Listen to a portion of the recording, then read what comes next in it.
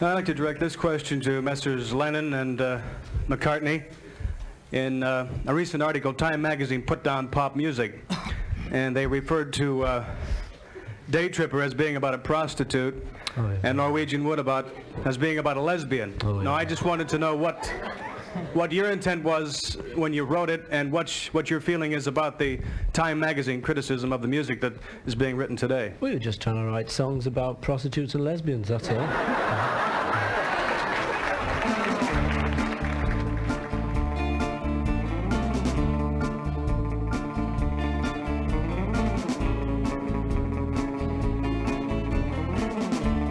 First sight, the Nems Enterprises, Brian Epstein's management company, did appear to be, I can't say amateur because everyone was working very hard there, but lacking a little in organization.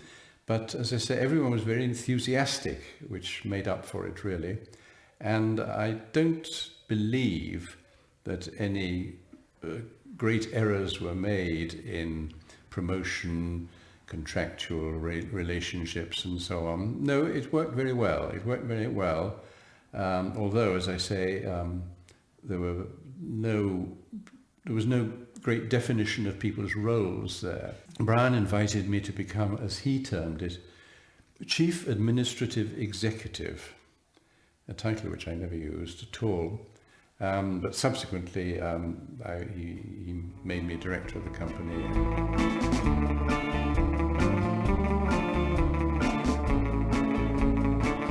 Brian was a very hands-on manager. He was their greatest fan. He had their interests at heart in every conceivable respect.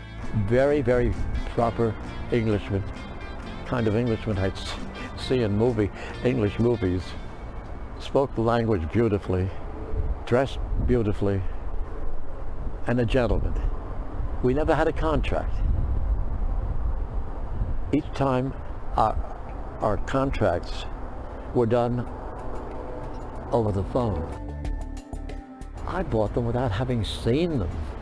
And he told me I was the first American to call him.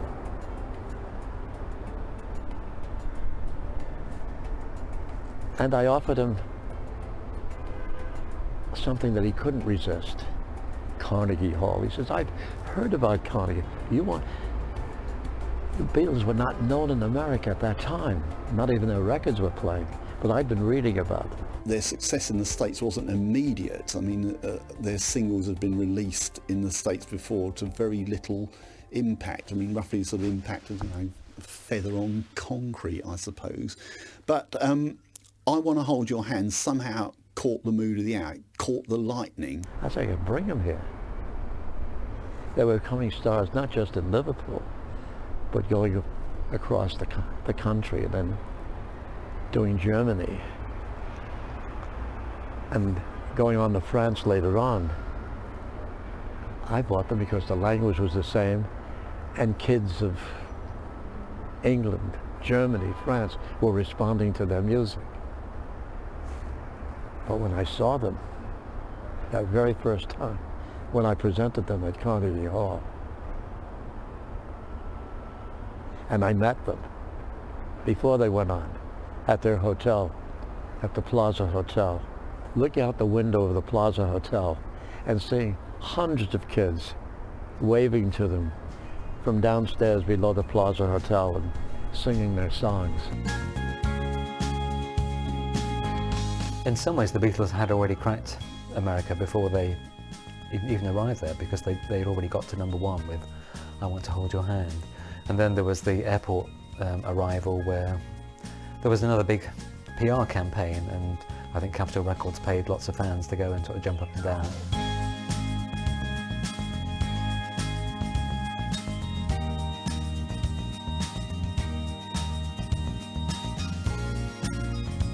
And for a lot of people, they equate the early Beatles with I Want to Hold Your Hand, especially in North America.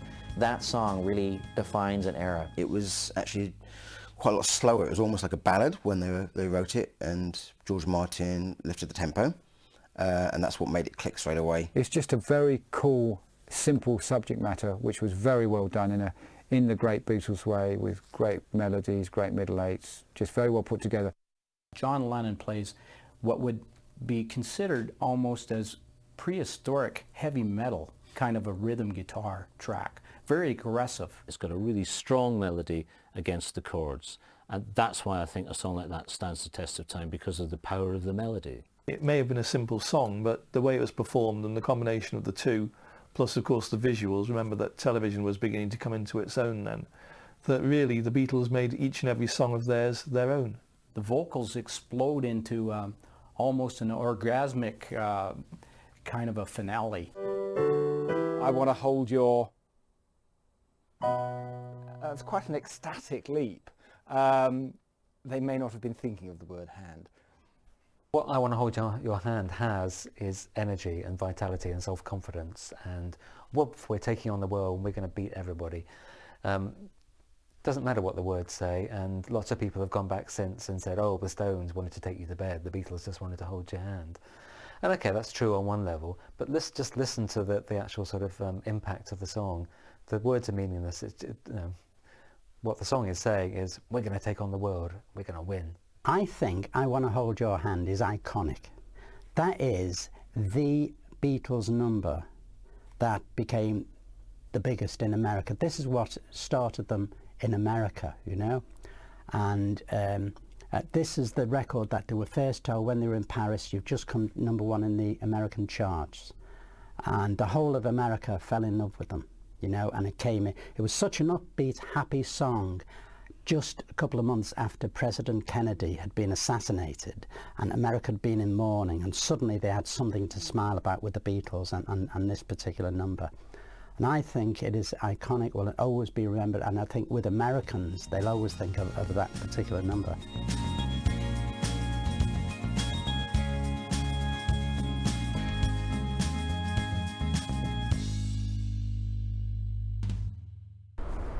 Ed Sullivan.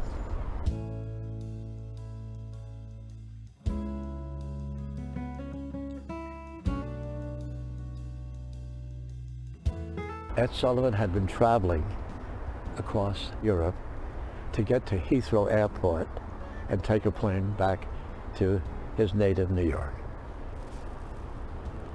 At the airport, when he got to Heathrow, saw a bunch of kids holding up signs. Now the Beatles were not known here. And he saw posters. We love John, we love Ringo, we love Paul, we love George. Welcome home, Ed Sullivan. Asked an airport attendant, who are these Beatles? Ed Sullivan used to present a lot of the Animal Acts. You're too young to remember that, I think. He asked an airport attendant, is this an Animal Act? And the man said, no, this is England's most popular singing group. He had someone in his office check out, who are these Beatles? And he learned that a New York promoter with my name was presenting them.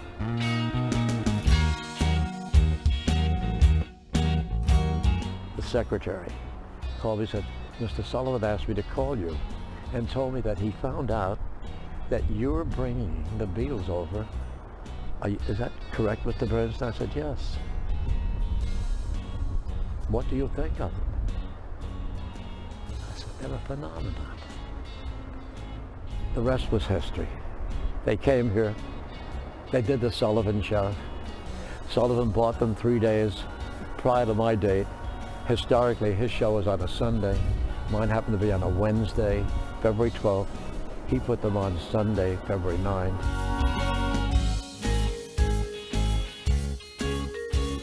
Ed Sullivan Show was the sort of North American equivalent of Sunday Night at the London Palladium, in that it was transmitted coast to coast and everybody saw it. And it had roughly the same effect on the American public as the Beatles' appearance at, on Sunday Night at the London Palladium had a few months earlier, in that everybody was glued to the TV. And a significant statistic here is that while the Beatles were on, not a single hubcap was stolen in the whole of New York. The Ed Sullivan Shows was extremely important. It was a big deal. They saw how an American TV show worked. The whole of America saw the Beatles. So as a springboard for America, it was huge.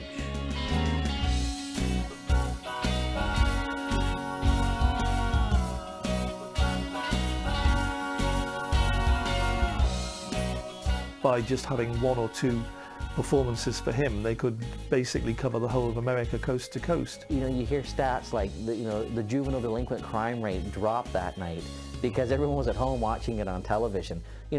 Just like everyone who was alive in that era could tell you where they were when they heard Kennedy died, most people will tell you that they saw the Beatles that night in February. To appear on the Ed Sullivan Show was like the music business seal of approval. When you were on Ed Sullivan, you were a star, and I think it to us young kids at the time, it solidified the fact that these guys are mega stars and they're here to stay. I think it was very sort of careful, clever management that got the Beatles to where they are, but the Ed Sullivan Shows were crucial in their career development. It was crucial, really. I don't know if you could say they were being marketed. I think they were just being unveiled, really. I prefer that this phenomenon of the Beatles. The Americans just loved the group. But you can't, it's impossible to overstate the importance of the Ed Sullivan Shows, because I think it was 73 million people watched them.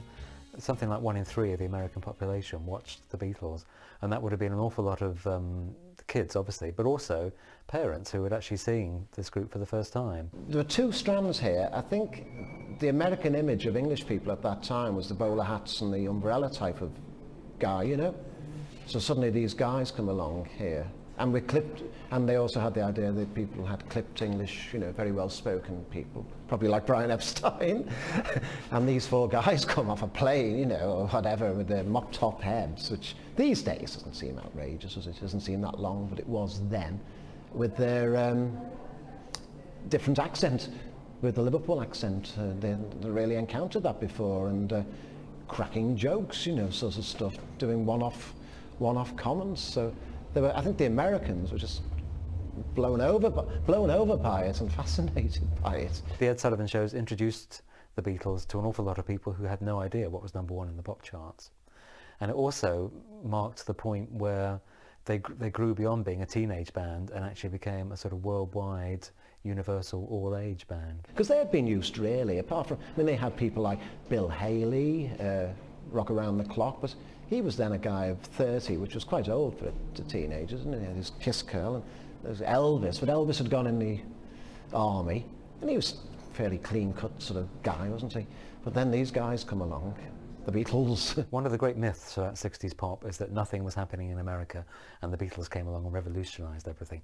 It's just not true. The 2 biggest groups in America in 63, 64 were the Beach Boys and the Four Seasons, and they were pushing each other all the time to do more and more innovative songs and innovative records.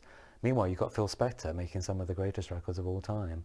And there were some wonderful country things coming out of Nashville. Soul music was kicking off. You've got Sam Cooke, Otis Redding just starting out, Ray Charles in his prime. It was anything but a desert.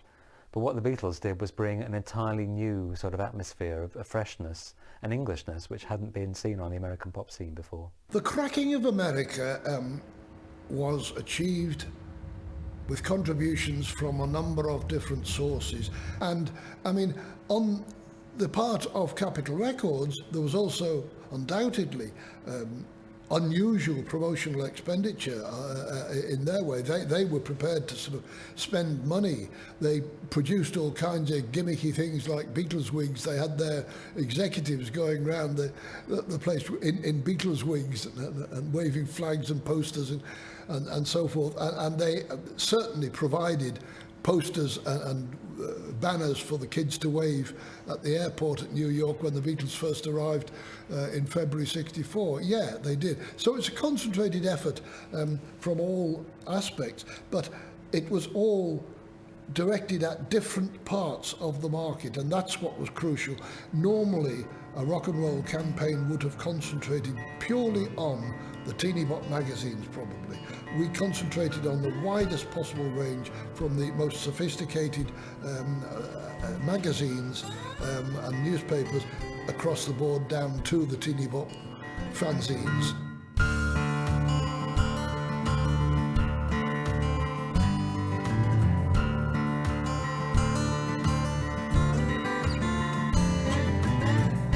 First of all, it was made at a much more leisurely pace than Please Please Me had been. So they had a chance to have a breath and actually take a break after doing 2 or 3 songs rather than trying to do them all in one day. And secondly, they were allowed to double track, overdub for the first time, and so they could actually overdub their vocals, put the same vocal on twice just to sort of make the sound thicker.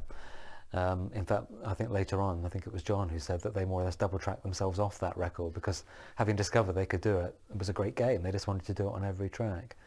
But there's some fantastic material on that record. There's songs like All My Loving, It Won't Be Long, which are easily as good as their singles, and also some of their very, very best cover versions, particularly Smokey Robinson's song, You've Really Got a Hold on Me, which I think is one of the very, very few white versions of a Motown song that actually beats the original. All My Loving, for me, is one of the great unsung heroes of the Beatles era, that early era. It's such an unbelievably great song. When All My Loving came out, it was on their second album in England with the Beatles, and by the time they came over to North America, that song was one of the first songs I think they opened up with The Sullivan Show. It was a key song in the Beatles' career.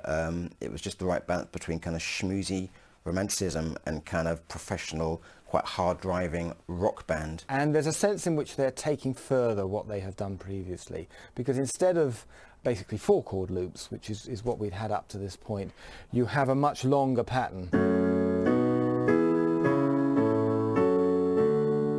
Gosh, it sounds like organ music like that, doesn't it? But that's what they're doing. That's the underlying pattern. You have an 8-chord sequence.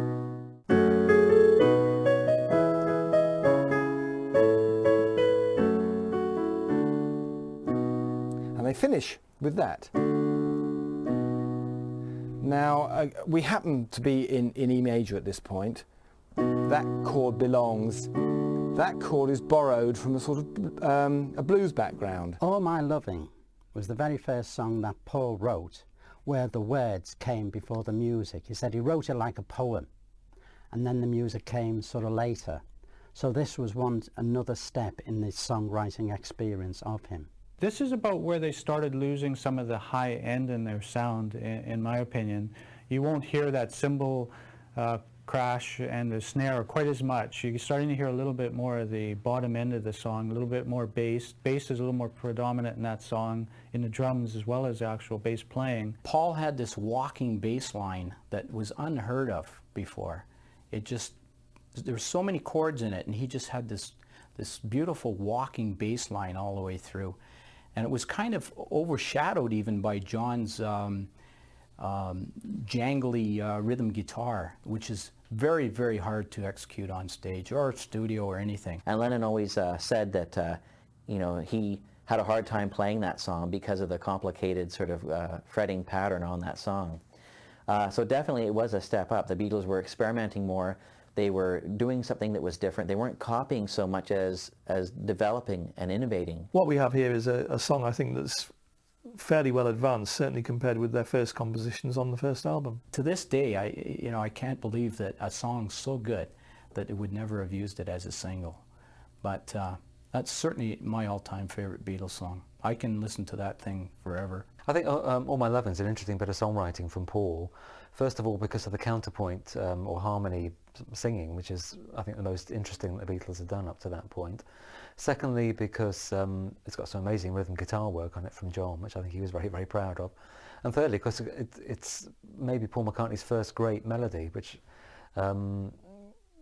it's on the road to things like Yesterday and so on later on. Now, I remember being told by a friend of mine that it's actually nicked from Tchaikovsky. I don't know whether that's true or not. I've never heard the bit of Tchaikovsky, but it's just a fantastically catchy pop song, and it says something about the calibre of the Beatles' material at that point, that they could write a song as amazingly commercial as that and then not put it out as a single. By then they could have easily written the whole album, but I think obviously because again they're a new band still, even though they were knocking out number ones like anybody's business, they still obviously had people around them still didn't trust them to write a whole album full of their own material, which I think is a bit sad because I think they could have. Certainly not true that the Beatles were the first people to write their own hit records. The Shadows had done it. Even Cliff Richard had actually helped out the Shadows on to write some of his own hits. And in America, people like Chuck Berry had made an amazing career out of writing some of the greatest rock and roll songs of all time. But in terms of being an entirely sort of self-contained group who could come up with an entire album's worth of material, the Beatles were the first. And in some ways, you could say that they ruined the music industry because they made everybody else think, oh, if I'm going to be a proper pop star, I've got to write my own songs. And actually, an awful lot of pop stars have been far better having songs written for them by Carole King or people like that, but they insisted on doing their own. So it was a revolution which obviously encouraged the Beatles to come up with the best music they ever did, but at the same time also produced an awful lot of rubbish. You couldn't yet get away with an album of entirely self-penned material, so you actually had to put in some standards in there. Things like Money and Roll Over Beethoven work well because they're the sort of rock and roll stuff that the Beatles have been playing for years. They're very familiar with that sort of style, and they're beginning to turn out things in their own style. A lot of these American influences were very much a big draw on the Beatles. They really wanted to put a lot of these songs into their repertoire. And I think at the time when that album came out, they were still unsure that their songs on their own could sell an album. So you throw a bunch of different covers on there too, because the average record buyer will go, oh, I know that song, Money, and they'll buy the album maybe on that purpose. It's a way of sort of cementing themselves within the tradition to take on a song like that, which may not belong really within their repertoire, but because it uses material that they themselves use elsewhere, it's a way of saying, you know, we're actually firmly within this. Gosh, you don't want to think about tradition really, do you, for early Beatles? But that really is what they're saying. You know, we're not doing anything outrageous. I'm not sure whether to say it's an improvement to the Hard Day's Night album because it's entirely Lennon and McCartney compositions. I actually think there's more consistency there because this is all their own material. It was great to listen to an album that was all new. It wasn't covers where, oh yes, I've heard that song, great cover, but I've heard the song. And I think it was a landmark in that sense where you knew they were here to stay. A Hard Day's Night was some sort of highlight of the early years because every track was written by Lennon and McCartney and they were all strong numbers. Also, they were quite unusual. I mean, for example, the final track, I'll Be Back, which wasn't in the film, the harmonies wander all over the place. I mean, and it doesn't seem to have a standard sort of verse-chorus pattern at all. And I think they were actually trying to extend the boundaries of the common pop song. Hard Day's Night, what an amazing record. It's completely composed by Lennon and McCartney to begin with, one of the very few times that had been done by anybody in a rock group up to that point. And the maturity of the songwriting within the very sort of narrow pop I love you, you love me kind of format they were working. They very, very complex harmonies, interesting chord changes, just fantastically professional songwriting all the way through. I think in lots of ways the most interesting thing about that record is the fact that it's completely dominated by John. I think almost for the last time in any Beatles record he wrote more songs than Paul did. I think 13, 14 songs, and John wrote about 10 of them. Amazing sort of purple patch for him. And I think that really sort of sent a huge rocket up Paul's backside. And as a result, Paul dominated almost every album after that. I mean, it certainly produced, a modicum of hits, not by the Beatles, in all sorts of cover versions, of all sorts of all the songs on it. Every song was covered by another artist.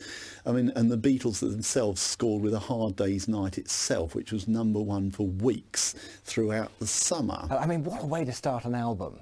This was still a world where you expected introductions, proper introductions to songs. And all you get is this dissonant chord which rings and actually suggests nothing about what's going to follow. I mean, incredible. There's no way that you can't actually just hear the beginning of that song and know who it is and what it is. It's a brilliant song. This was the start of bringing in the slightly tougher approach and then juxtaposing it with the slightly sugary, more sort of softer middle section. There's a sort of bit of a slight humour in there as well. It's not completely, sort of just Hard Day's Night, sort of play on words. So it's still got a little bit of the kind of sort of romantic Beatles sort of theme running through it, but it's kind of much more confident. And it was a step forward in melody and the way the backing vocals were arranged. Very, very good song. I don't know, there's something about, the art school training or whatever like that, and you sort of admire the fact that 3 seconds into this thing you're sitting, well, what's going to happen next, and it's not like somebody going, oh, look at me, I'm wonderful, or anything. It's kind of right in your face. You know about this, don't you? Just that one chord. I mean, how many other songs are there where you can just hear one chord and you know what it is? Very, very self-confident piece of songwriting from John Lennon. At the other extreme, If I Fell, which is a John Lennon ballad that everybody assumes must be Paul McCartney. But it's John, again, very, very fragile love ballad in the sort of early 60s girl group tradition. And then a third song from John called You Can't Do That, which is as close as the Beatles ever got to being an R&B band. He said he was trying to get that sort of Wilson Pickett feel. And he actually plays lead guitar on that, which adds to the sort of general roughness and rowdiness of the atmosphere. Alongside that, very, very smooth bits of songwriting like Things We Said Today, Paul McCartney, one of his finest melodies again.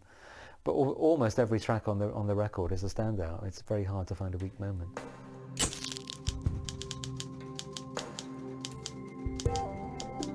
I suppose the next big step for the Beatles was to go onto the screen. I mean, people had seen them on television, but everybody had wanted to really get closer to the Beatles and see them, hear them talking, find out what they were like. It was the first harder rock movie that was made that was a success in the cinemas.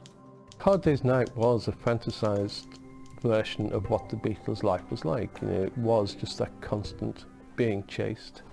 It was never sitting down for a minute of peace and being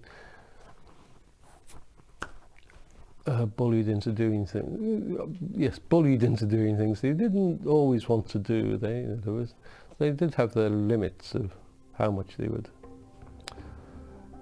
commercialise themselves. They just blew everyone away. They just made the right film with the right director, with the right script, at the right time, using all the right material. They couldn't have done it better. Because United Artists thought the Beatles would probably just be a flash in the pan, sort of, overnight success and then disappear, they decided to make the movie for £150,000 budget and in black and white to save money. So I think, in fact, that actually Paul McCartney said that thank God they made it in black and white, because if it had been in colour it would have been crap. It could have been a disaster. It could have gone the wrong way. It could have proven to be inept and embarrassing, or perhaps just not at home in a film medium. But in fact, they turned out to be just as confident and self-possessed as they appeared on stage or in interviews. A Hard Day's Night was more or less art imitating life, showing a beat group going around the country in a bus being chased by fans and never having a moment's rest. So you could say that it wasn't exactly challenging to write the script for that one. In fact, a lot of people think that it was all ad-libbed, but there was virtually no ad-libbing at all. It was all scripted, written by a scriptwriter, Alan Owen. But because they were sort of young and they'd never acted and they were a little bit nervous, each line has a maximum of 6 words in it. It was the first pop film that actually gave the impression of being real life, and obviously it wasn't, because the Beatles didn't all go running off round playing fields just before gigs, and Ringo didn't storm off and in a terrible huff just when they were about to go on TV and so on. And okay, their characters were very cliched and they were sort of placed into the pigeonholes that they then had to occupy for the rest of the 60s. But it had an amazingly documentary feel about it, which was all down to Dick Lester, the director. It was his idea, I think, to try and get away from the cliched, let's do the show here, kind of Hollywood musical style. Obviously what the Beatles would do for the movie musical, which in a sense was what this now was, an updating of the musical tradition, that would obviously set a tone for other groups to follow and for what was to come later in the decade. That's another first for the Beatles.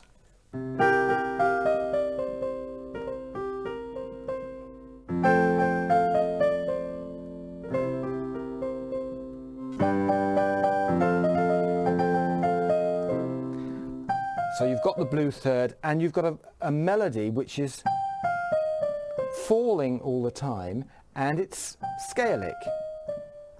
Those characteristics are all important. You get into the middle eight, or the bridge.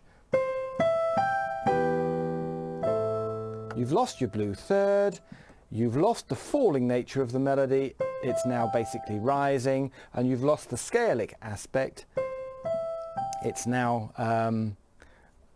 basically an arpeggio. Can't Buy Me Love was an interesting song because it was the first major Beatles song to feature one vocal rather than Lennon and McCartney together. And of course, seeing the Beatles in the movie A Hard Day's Night, aping around in the giant field when that song was playing, you know, it had a real fun flavor to it. But what's significant is that the guitar, the electric guitar, has really comes to the fore and is mixed louder and drives the track along. It was much more sort of aggressive, not in a mad way, but there was a tougher sort of sound and a tougher record and slightly more guitar-y. And I think in that way it made slightly more impact. The public responded really well. They really liked the kind of more driving, harder edge, because by now bands like the Stones were starting to not really give the Beatles so much competition, but they were dirtier and harder and more kind of rock and roll. And the Beatles already were sort of starting to take on this kind of goody-goody image, which I don't think they really liked. And I think still at this stage, George Martin was just helping them to, you know, drop that chord there, guys, or, you know, that's good, repeat that. So he was giving them his arrangement ideas. Listen to the production, you know, because there's not a simple thing. Even in the earlier tracks, you know, there's bongos going away in the background. It's all about feel, getting the tempo right and getting the feel right, and then singing like birds over the top. When you would go to a concert, whether it be a big band, a small group, or whatever, you would be sitting in the audience of the venue and you would hear a mixture of direct sound from the stage, but you would always get a mixture of the ambience of that room, the throwback from the walls of whatever. And I had this sound in my mind that I wanted to try to get through to that similar sort of sound as I could and put it on tape as I could. So what I did, I had a method of, I used to go down to the Beatles, they were set, I'd set them up in a certain way. We did have a company policy before I became really established as a sound engineer, which I was told to follow, and that was by the use of screens, screening everything. You put a mic in front of an amplifier, you'd screen it, so that ideally, when you opened up that fader on that mic, all you would hear would be that whatever, that guitar, and that would improve the separation, as it was called. I didn't like that at all, because being a jazz performer with my own group, I like being close to the group as possible. It affects your own playing, etc. And I thought this would apply to the Beatles too, because they'd done quite a bit in Hamburg anyway, without having to worry about separation, etc. So I brought this to bear when I started to record, not for Love Me Do, but once they were established with Please Please Me, I thought, right, this is where now I can now do what I like, because now I'm established as a, dare I say, hit engineer. And so I would go down and I said, right, you can set the levels you're happy with yourself, whatever levels you want to set, do so. Unlike in a lot of sessions with other engineers, they would, when they're mixing up in the console, they would perhaps ask for so-and-so and so-and-so, can you turn your volume down a bit, or all this sort of stuff. But I let them set whatever they were happy with, their sound there. And I would stand back at the back of the studio and listen, see if I could get this ambionic, as I call it, sound, a mixture of them and what was coming back from the studio.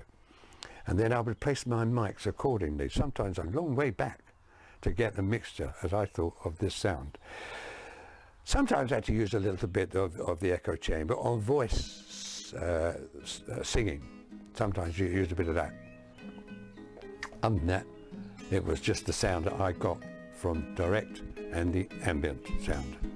In retrospect, I would consider that George Martin was the fifth Beatle. They could do something he couldn't do, and he could do something they couldn't do. Perfect marriage. Without him, we wouldn't have had such great records at all. And it's very hard to work out where production ends and arrangement begins, because with Can't Buy Me Love, for instance, when you hear that song, you hear the chorus comes first. In fact, when they played it to him, the chorus didn't come first. He said, well, put it up front, lads, that's where it belongs, that's where it'll hit home quickest. And if you like, if that was a production hint, an arrangement or whatever, it was something George Martin helped them out with that helped make the song. He allowed an unknown band to record their own material. Major step, changed everything for everyone over the whole planet. He changed everything. From then on in, new bands with no track record, with nothing behind them, could record their own material. This has never been done before. He changed pop music forever. He was able to write for strings, he was able to walk into an orchestra session and say, I want you to play this, I want you to play that, write it down, give it to the musicians and they could play it or play on the piano. And the Beatles respected him, and he respected them. As time went on, perhaps they outgrew him, but certainly for the early to mid period, it was a large part of George Martin that went in with the Lennon and McCartney. They learned a lot from George Martin, and he was at the right place at the right time, and thank God for that.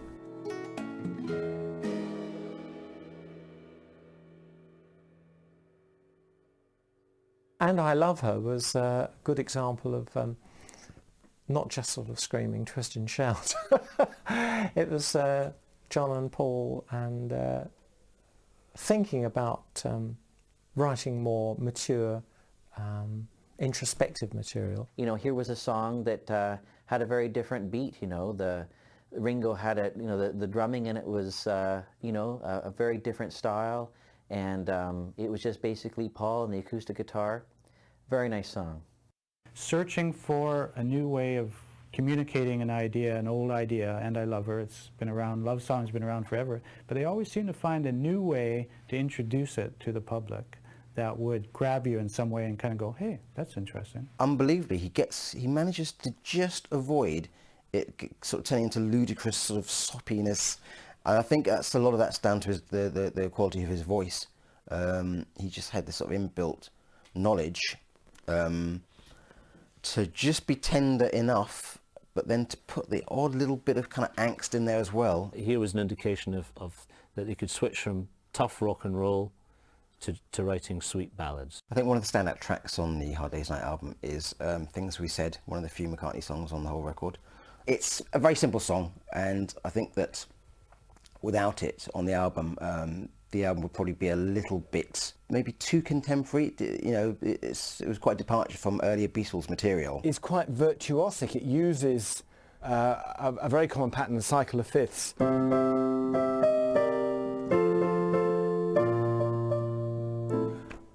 It uses it there, but it uses a different one in the middle eight.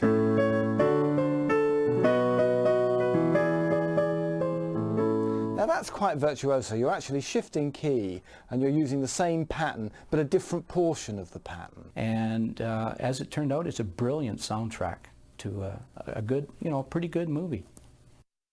Hit songs before the Beatles were more or less Boy, Girl, Moon, June, something based on what a guy would buy his girlfriend or possibly vice versa.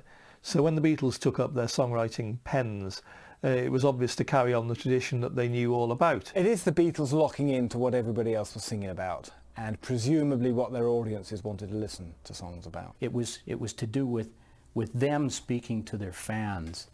And when you look back, I guess it was a bit repetitious, but at the time, nobody noticed.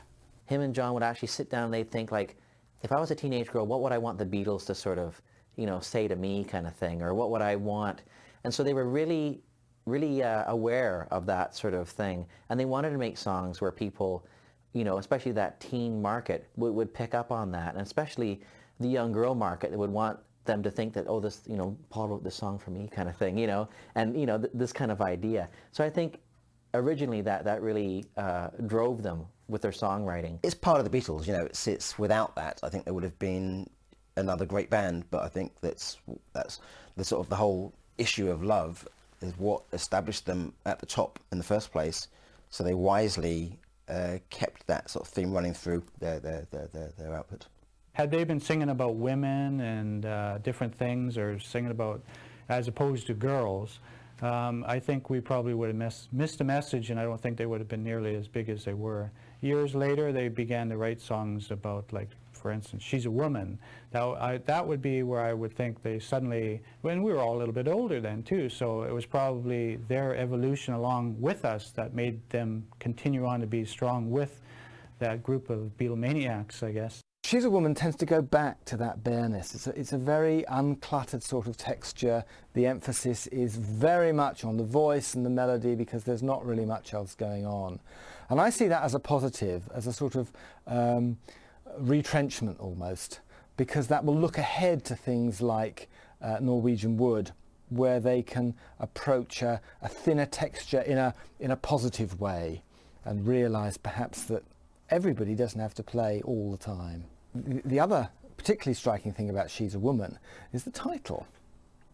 Because up till this point, they've been singing about little girls, and all of a sudden they're singing about a woman.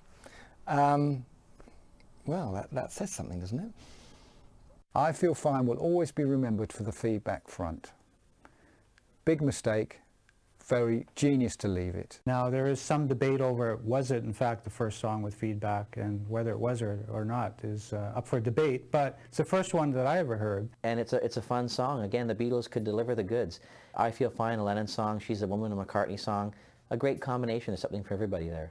I think that the process of moving from songs which depend on their chord structures to songs which depend on riffs is missed. I mean, we never really focus on that moment of change, but it's a fundamental change, and it begins to happen in around 1965, 1966. So this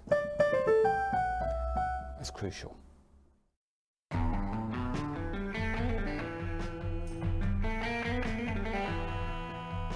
We're now at the height of their touring period, so they didn't really probably have enough time to get into the studio to give the thing, you know, their full attention. Two standout tracks on me for this one is I'm a Loser with John and Paul. I think the harmonies on this are actually first class, and I think it's John's statement. This is John's song, although Paul is doing some good harmony on it as well. And the other one that stands out for me was a great influence on the Beatles in their early days was Buddy Holly. It was also a great favourite of mine, and they sing Words of Love. And because I'm a Buddy Holly fan as well as a Beatles fan, I'm very critical of people that do Buddy Holly songs. They don't do them as good as Buddy Holly, but this Words of Love stands up with Buddy Holly's version, Words of Love, by the Beatles. So it's a good album for me, although it has been criticised as their weakest one. Beatles for Sale was the work of a group that was becoming tired. With the previous album, A Hard Day's Night, it was every track was a Lennon-McCartney original. By the time Beatles for Sale came around, they'd fallen back very much on their old sort of Hamburg and Liverpool repertoire, you know, old-time rock and roll. Although there were some classic songs on it, like, you know, 8 Days a Week or I'm a Loser.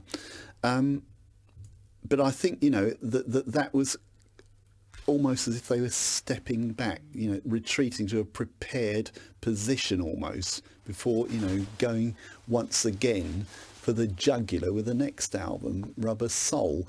But that isn't to say that it's a bad album. It's nothing, you know, you can't dismiss it as some sort of holding operation. I think it's a very strong album. But I mean, they look tired on the cover. And I think that, you know, it's to do with this sort of relentless touring schedule that had been, you know, unbroken since the beginning of 1963. And their recording sessions tended to be whenever they were available. It wasn't a case of block bookings. It was a case of, whenever they could get to London. If you look at the cover of Beatles for Sale, you've got 4 Beatles who look very tired and very bored, and that's the predominant feeling you get from the record.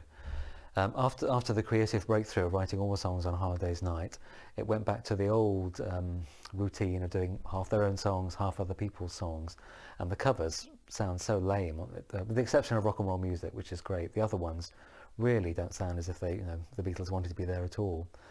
But at the same time, the Beatles' own songwriting, this is the moment when it starts to progress. You get John's I'm a Loser, where he's obviously been listening to Bob Dylan for the first time. He's got the harmonica on there, and he is writing in a very sort of open and rather crass way about his own feelings.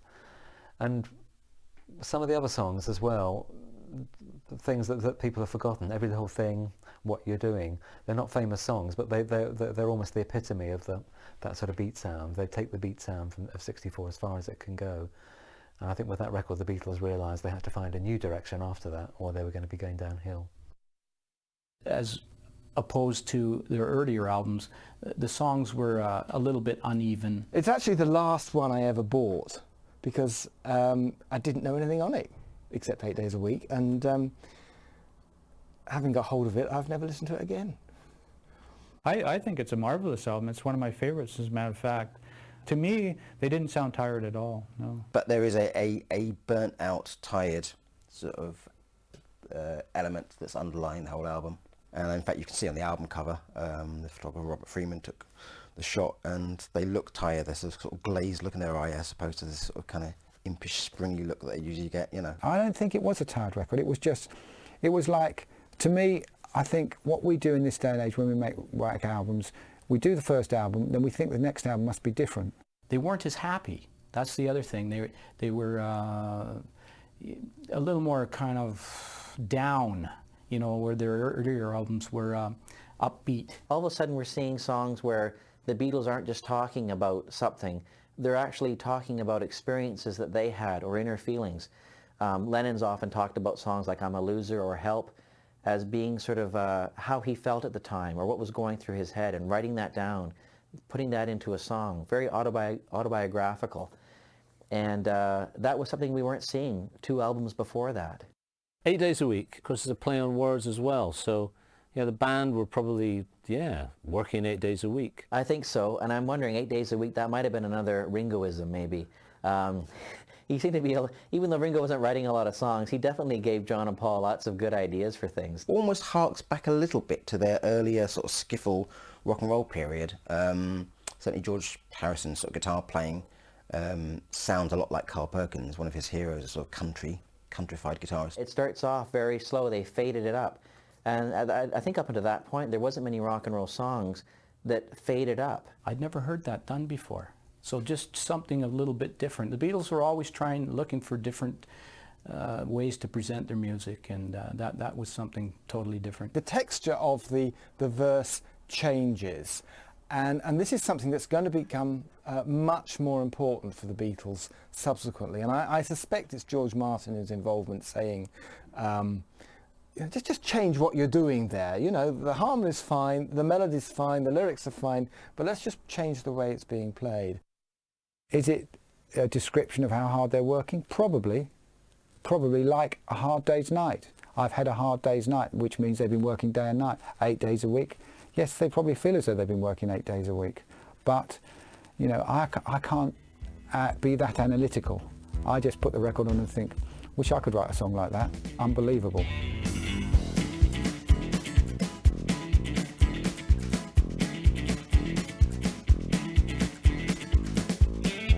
Through 1964, if the Beatles weren't filming or doing TV, they were on the road. And whereas in 62 and 63 that meant playing Liverpool and various cinemas all around Britain, in 64 they went to America, and they went to Australia and New Zealand, and they went all over Europe. They went to America twice, in fact.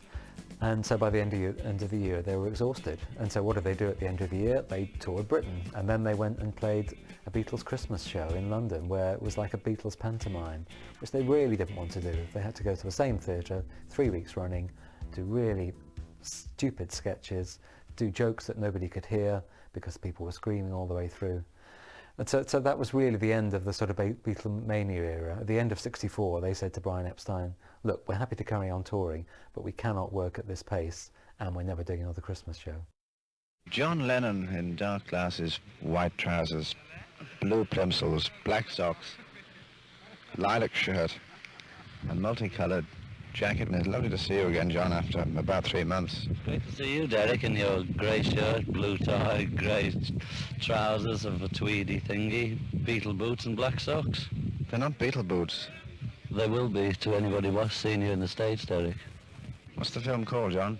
They haven't got a title yet, Derek, so if you can think of one, we'll be pleased to hear from you, Derek. I tried to help you once with an album cover, but didn't get very far. Have you had any ideas which come close to the title, or they've all been sort of laugh ideas? They've all been laughs. He who laughs, laughs, laughs, laughs, laughs. Things like that. I think George had one which was something to do with Goldilocks. Who's been sleeping in my porridge? That sounds pretty close. Do you think you might use that one? No, because we can't very well sing about who's been sleeping in my porridge, can we? And will the title also be the title of a song, do you think? It'll have to be. Will it? That's what I've heard. How many songs have you written for the film, John? We wrote 13, we've recorded 11, they're using 7, and we need a title song, so altogether we'll have written 14, but only 7 will be in. The script, which I had a look at this morning, looks a little eccentric. The aim of the operation, presumably, is to get a different sort of film from Hard Day's Night. Yeah, and we've done it, haven't we?